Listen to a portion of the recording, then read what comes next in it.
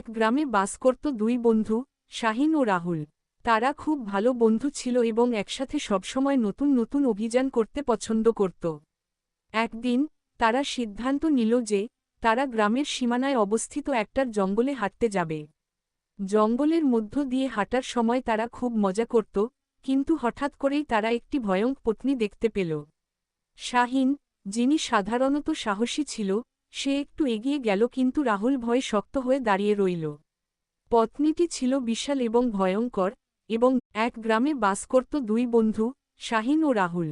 তারা খুব ভালো বন্ধু ছিল এবং একসাথে সবসময় নতুন নতুন অভিযান করতে পছন্দ করত। একদিন তারা সিদ্ধান্ত নিল যে তারা গ্রামের সীমানায় অবস্থিত একটার জঙ্গলে হাঁটতে যাবে। জঙ্গলের মধ্য দিয়ে হাঁটার সময় তারা খুব মজা করত, কিন্তু হঠাৎ করেই তারা একটি ভয়ঙ্কর পত্নী দেখতে পেল। শাহিন, যিনি সাধারণত সাহসী ছিল, সে একটু এগিয়ে গেল, কিন্তু রাহুল ভয়ে শক্ত হয়ে দাঁড়িয়ে রইল। পত্নীটি ছিল বিশাল এবং ভয়ঙ্কর, এবং